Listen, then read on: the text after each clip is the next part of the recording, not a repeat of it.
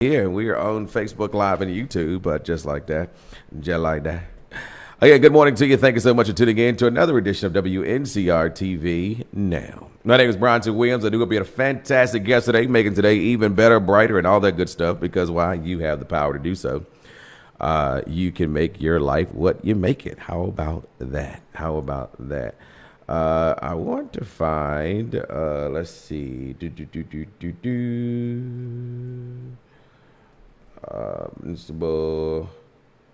what is it called? Was I on this phone or the other? I think I was on the other phone. Maybe not. I was on something. Oh, it was definitely this phone. So what is it called?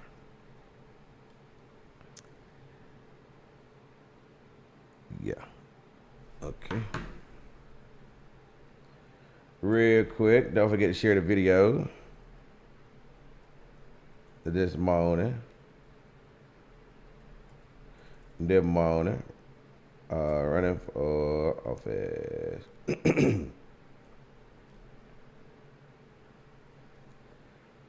N-E-B. Wrong.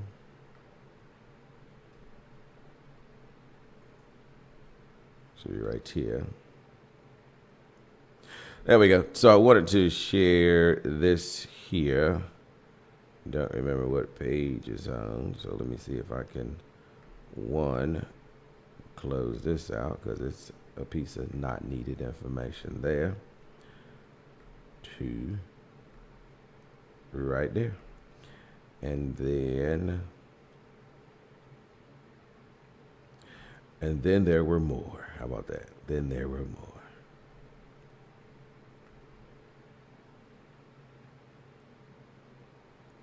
All right. So it is WNCR-TV Now as we talk about things impacting our state, our city, and our nation. Again, I want to say good morning to you. It is election time in North Carolina for municipal election. Of course, municipal elections happen in odd years. Now, there is a piece of legislation that's talking about changing some municipal elections to even years. And I don't know if that was for the entire state or just particular counties. I got to go back up and find that. I don't even know if that law passed or what have you. But anyway, there's a thought process of making it be that elections will just happen on even years and remove all odd year elections. I think as an effort to try to save some money. So here's a couple of things I do want to talk about this morning, and this is straight from the North Carolina Election Board of Elections, should I say. And it's a municipal election important candidate filing dates and things of that nature. And so important candidate filing dates, it says candidates filing for municipal with odd number of year elections begin on a regular business day, the County Board of Election on Monday, July the 7th, which is just this past Monday. It ends at 12 noon on Friday, July the 18th, 2025. Candidates must file for the appropriate County Board of Elections office. Any person seeking to become a candidate must file a notice of candidacy form and pay the specific filing fee submitted to the petition in lieu of filing fee.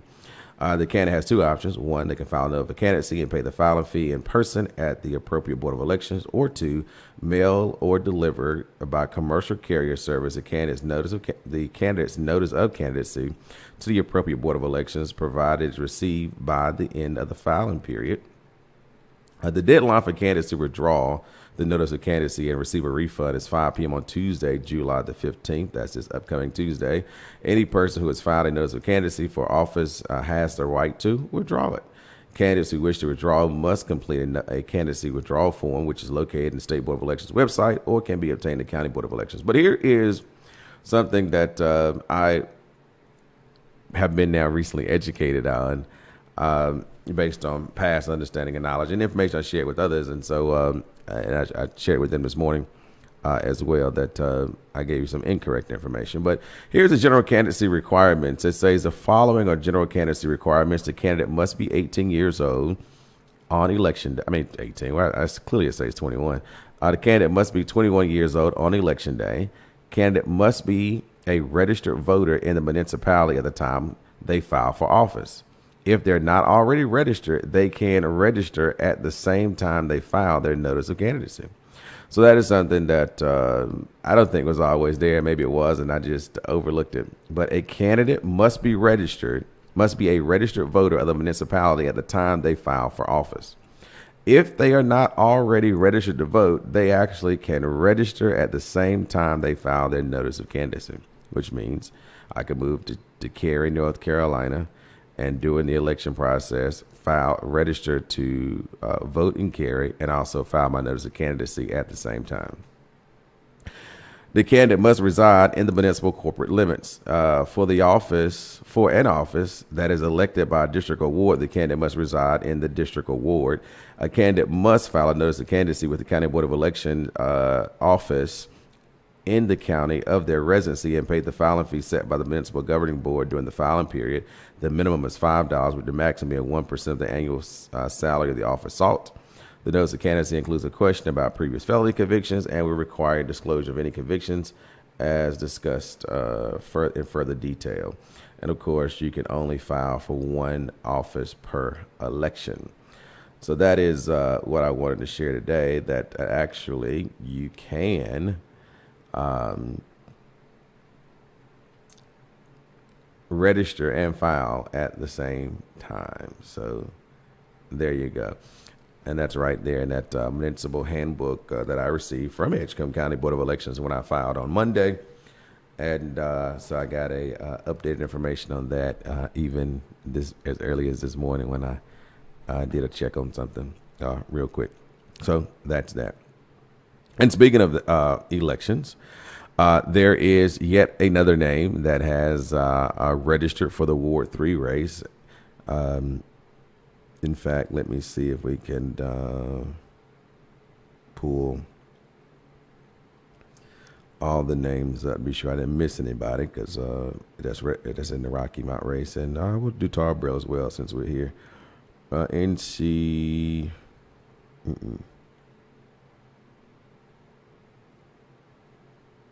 Okay. Oh, and I think they had it wrong. Let me see. They had 2023 here. Yeah. They had 2023 up here. So we'll go this way. All right. Yeah, so we'll do this one. We'll do Edgecombe. I'll get there quicker. So Edgecombe County, of course, yours truly, Bronson Williams, has filed for Ward 3, Nagling Richardson, Xavier Jones, who filed on yesterday, Carl Revers and Tim Barnes. That puts 5 people running for Ward 3 office there. Then the town of Canida Commissioner Brianna Baker has filed. Macclesville Mayor Michael Spate, Pinetops Commissioner Barbara Taylor and Donald Webb, Princeville's Mayor T.E. Suggs Jr. and Bobby Jones have all filed for that. And then Tarboro Council, Ward 3, Stephen Burnett, Ward 5, Mears Pitt, and Ward 7, Bryce Knight. And while I'm here, the town of Whitaker's Janice Bellamy for town of commissioners. So there you go.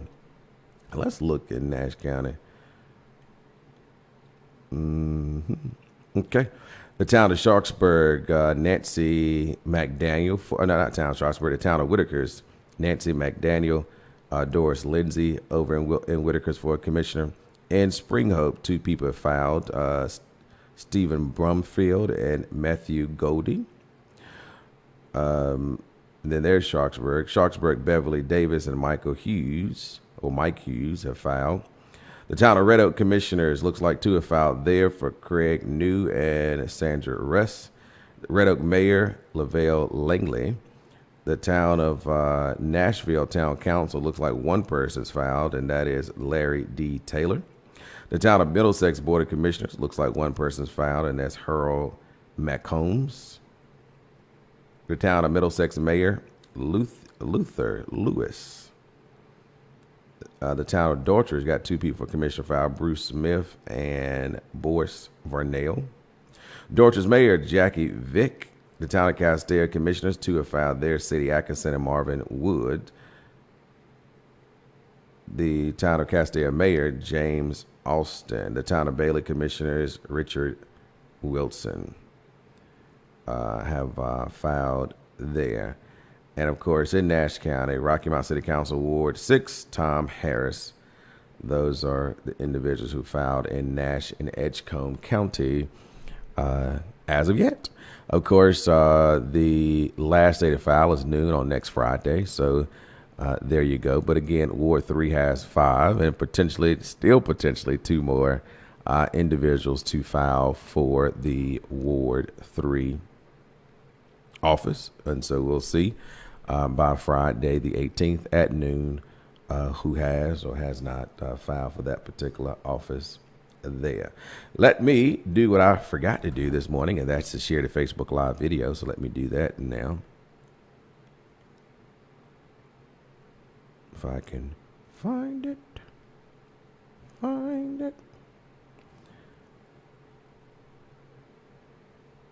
Okay. There we go. Good morning. Okay. So I shared the Facebook Live video. You too can do the same at your leisure. Oh, let me do this too while I am thinking about it. How about that? While I am thinking about it. Or not think about it again. And happy Friday to all. Matter of fact, let me do this too. Want to say good morning to the following people who've checked in thus far. And that's Deborah Gunter, Allison Williams, Gwendolyn Swain, Ray Daughtry, and Lucy Boyer. Good morning to all of you. Thank you all who tune in via the radio, and those who tune in via the television. The good old television. We thank each and every one of you. Make sure we got the right one here.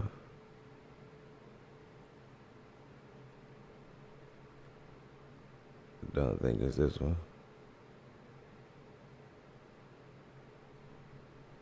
No. I believe. Nah, it gotta be. Yes, this one.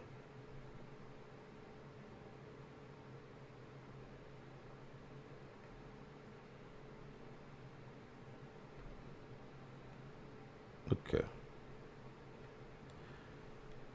Probably need to load up some more.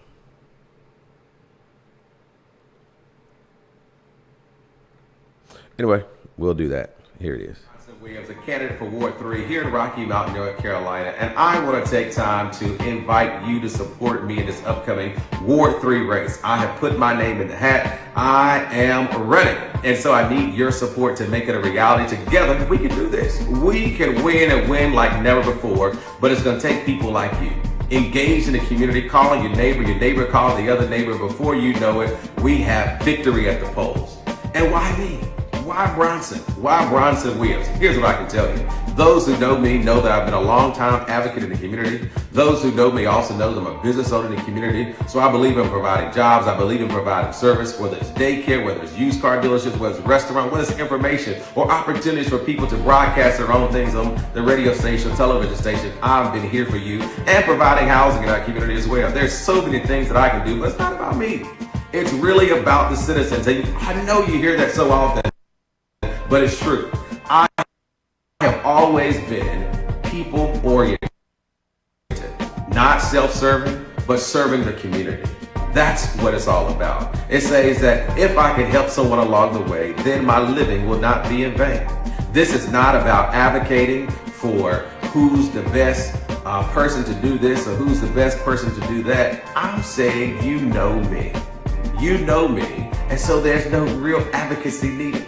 Because you know the greatest advocate in this community, in this race, has been none other than yours truly, Bronson Williams.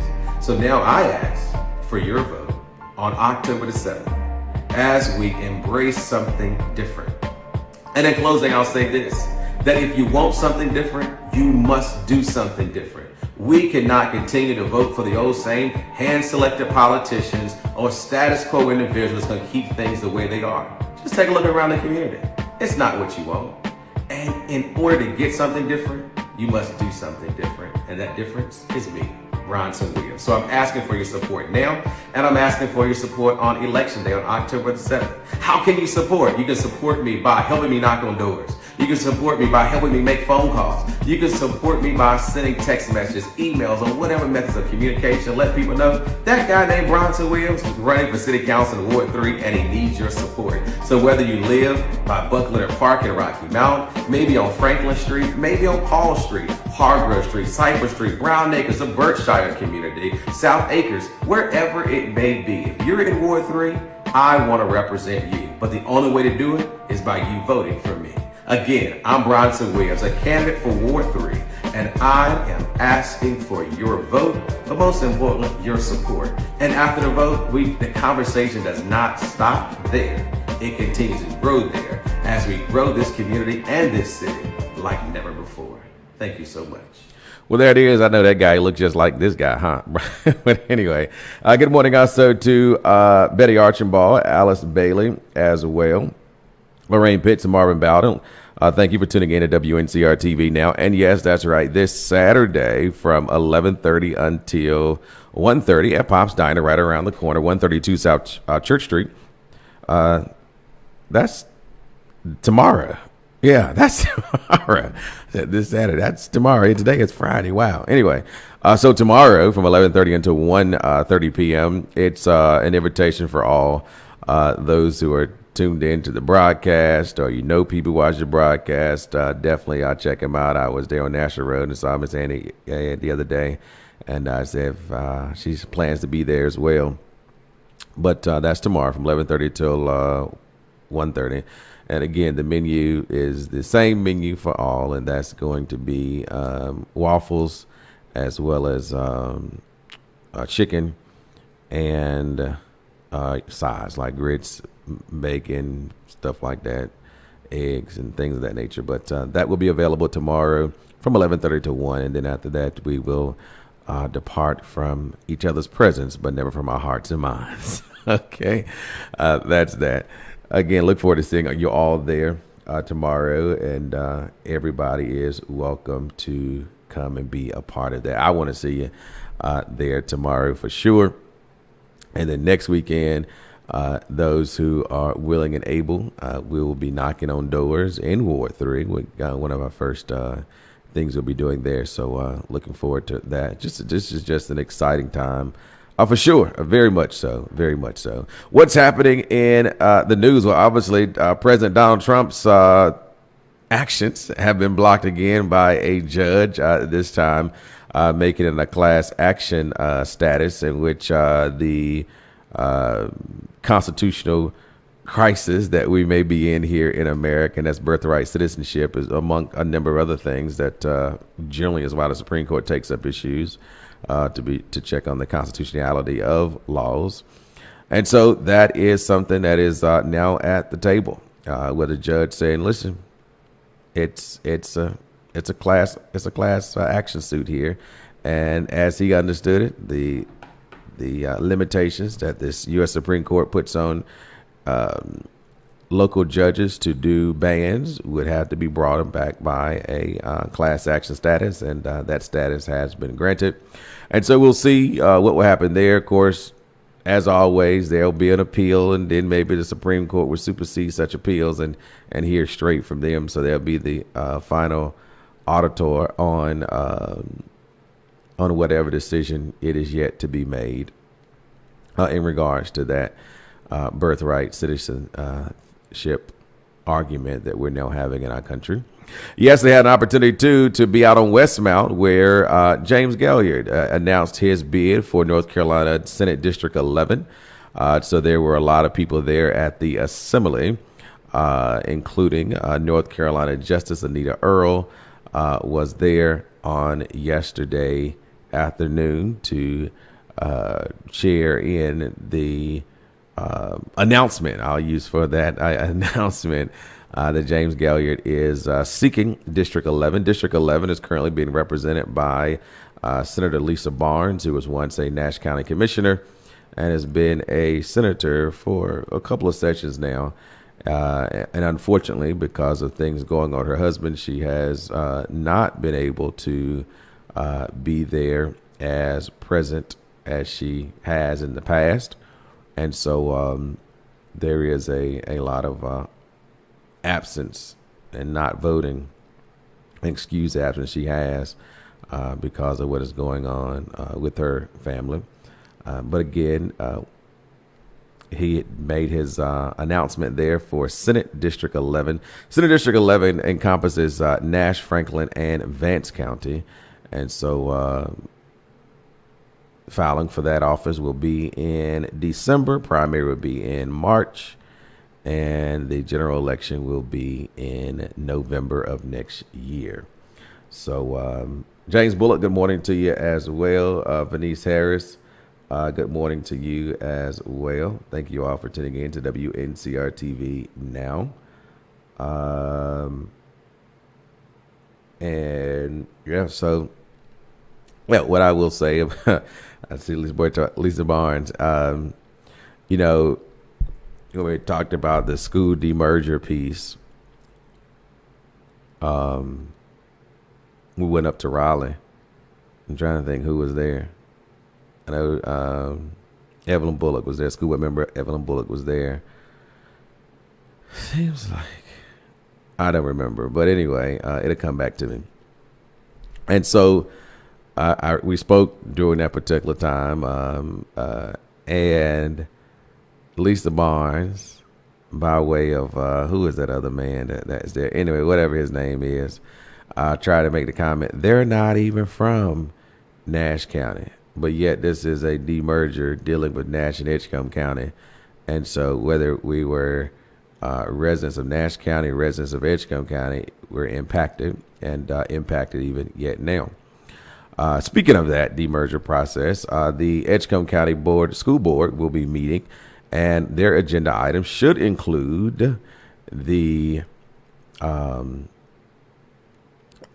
redistricting there. And so there's been a lot of material put out in regards to the redistricting process and what that looks like.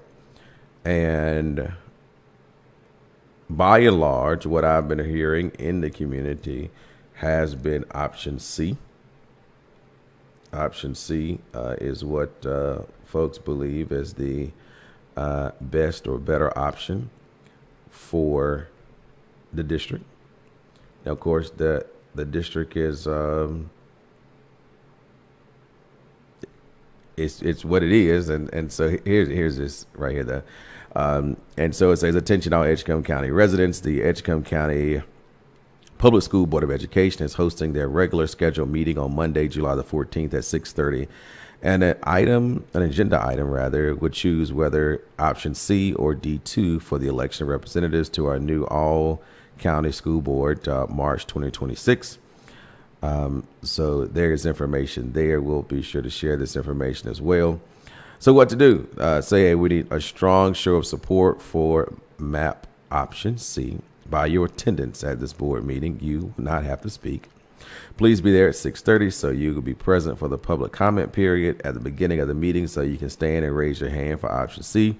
We hope you will stay if you can and until the vote or action is taken on the redistricting map. And again, that's something they got to do right away because the individuals have to file next year. Of course, this flyer gives options as to why or additional information as to why option C is the best. And it says it keeps most of the communities of interest and precincts together across the county. It allows the public to elect school board members relative to their communities. It empowers voters across the county to participate in their local elections.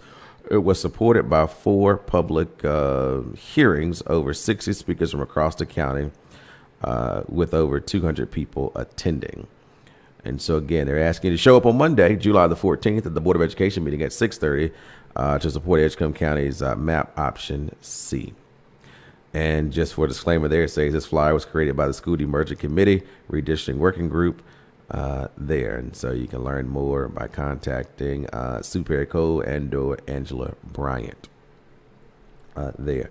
Good morning also to Reginald Manning, as well as Jacqueline Leonard Randolph. Good morning to all of you. But again, that is what is going on in Edgecombe County on this Monday at 6:30. And let's see if this is updated here. We can double check this on our Friday. I guess we'll call it Friday cleanup. So let's see here. And then, of course, we see a lot of money that the Trump administration is trying to withhold from states relative to education and other things that's going on. And we just got a whole bunch of stuff. I'll say that is really there. What is also happening on Monday, of course, is the Rocky Mount City Council meeting, which that agenda is online. That's what I was double checking here, and it is. And this is the City Council meeting agenda for Monday. I should have did it the other way because this is a one-click thing here now.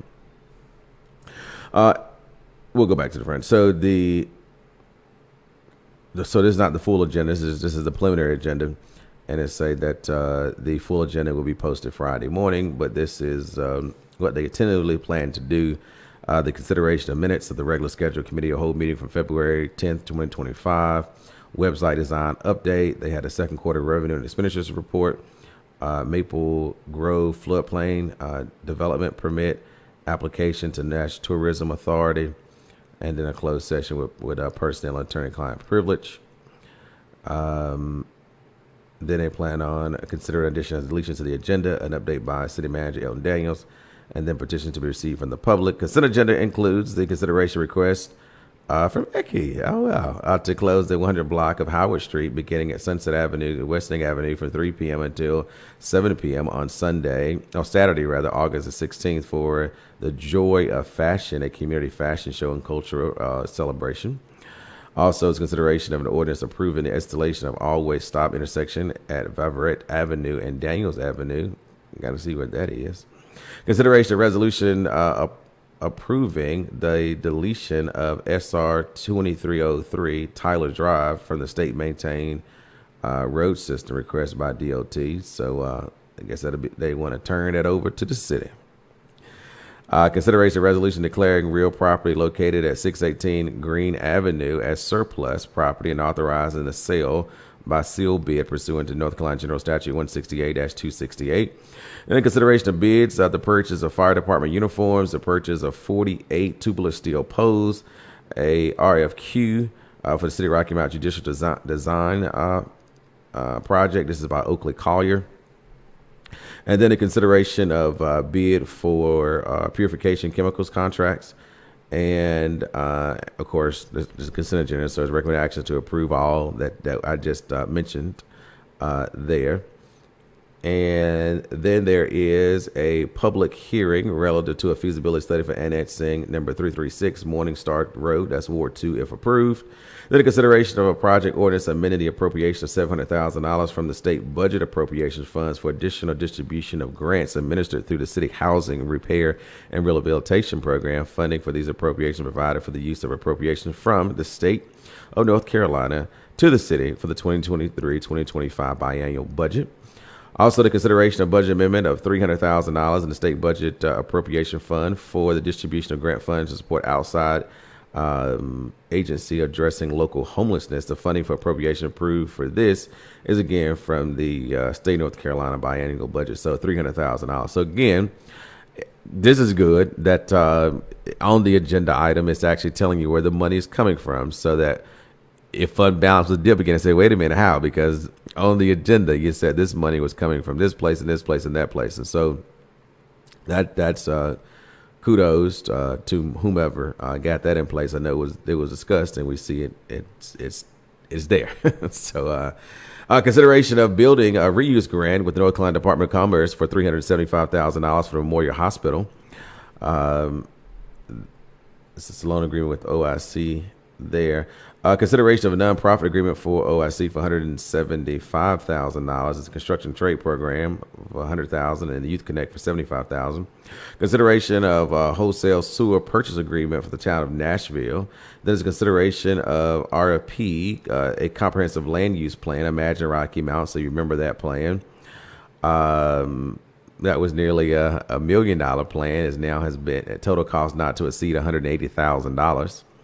And the construction and resolution update for the banking authorization of PNC Bank to adopt the resolution for mayor. The recommended action is to adopt resolution mayor and council to put it be at assess city manager, finance director, primary authorized user. Yeah. So when you take a $800,000 comprehensive plan process and you downsize that to $180,000, I would really like to know the comparables, like what were we getting initially and what are we getting now? Granted, I think 280 or 200 something thousand dollars was paid on the original $800,000 situation. So you're really probably talking about half that cost, maybe about $400,000. But again, what is that $400 delta or deficit or reduction in service that the city that they were once offering that they're no longer offering there for that particular program? And actually, looks like it's not even AECOM. I think AECOM was doing the original thing. This is a whole nother person. This is Benchmark. It looks like Benchmark Planning. So, who is Benchmark, and what is their planning style? That's a interesting. What they work with, and this, that, and third, with their whole piece. And again, if they're just a technical consultant to it, it is what it is. But I don't know. And perhaps when the fuller agenda is posted, it may be a hyperlink there to look at what that offering is for that contract. But I will say that it is because it's over $90,000. It does require City Council to approve it. So good to see that item on the agenda as well.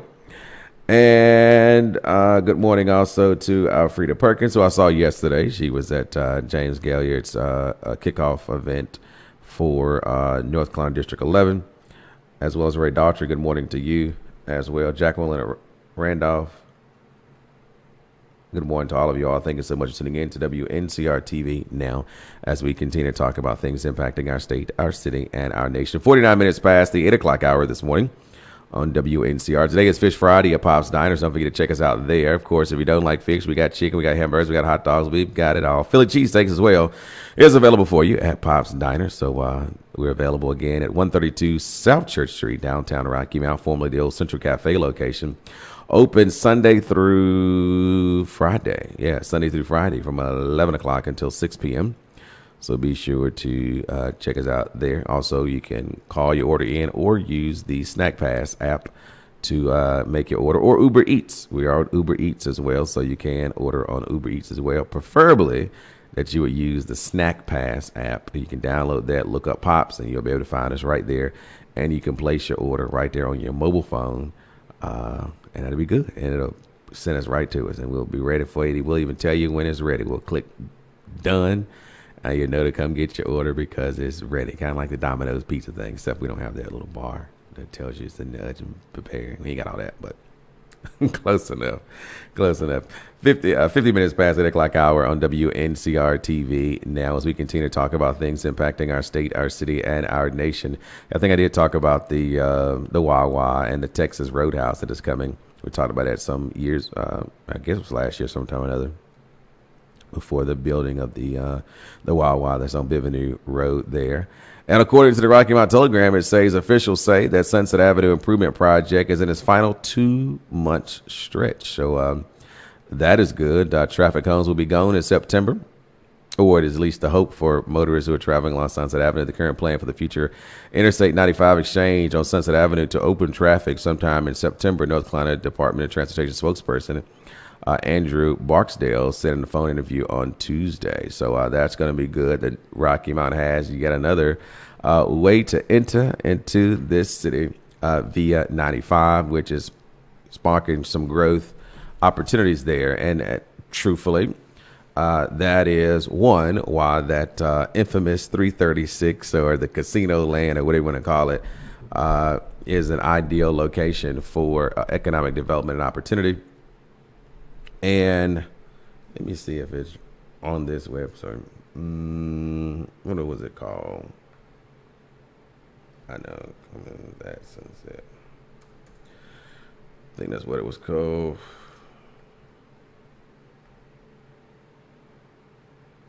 Maybe not. Make sure.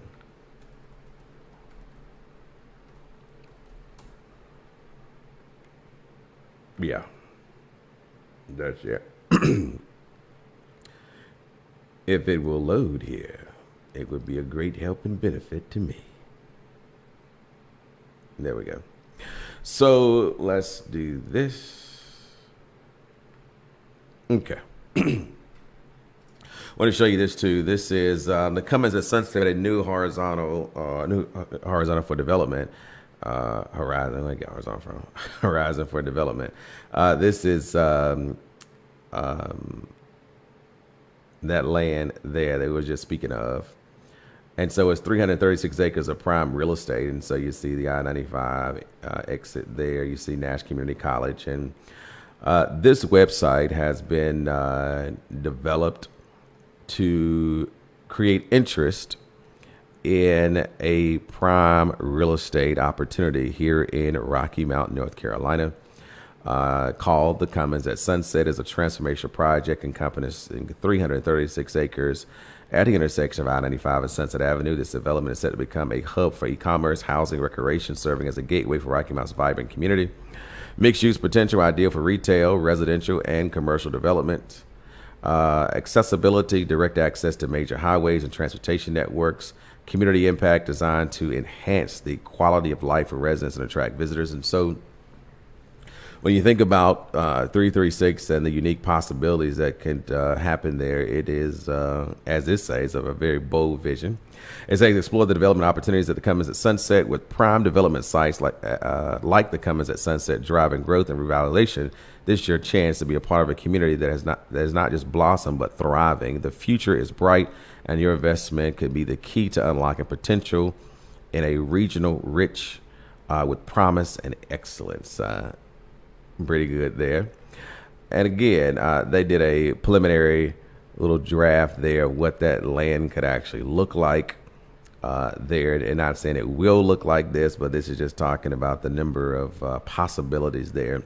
And again, a bold vision for a dynamic future positioned at the intersection of I-95 and US 64, I-87. The Cummins at Sunset offers an unparalleled opportunity for forward-thinking developers spanning the 336 acres of prime land. This ambitious project is set to become the heartbeat of Rocky Mount, blending retail, entertainment, dining, hospitality into a vibrant, thriving destination with over 90 million vehicles passing the site annually. A consumer base of more than 5 million within a 100-mile radius. The potential growth and success is limitless.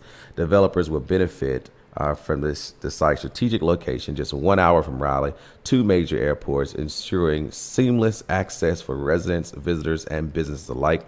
The city is committed to supporting the development through infrastructure improvements, utility access, and business-friendly environment. Imagine creating a space where retail giants and boutique businesses coexist. Entertainment venues draws crowds, and high-end dining elevates the experience for every guest.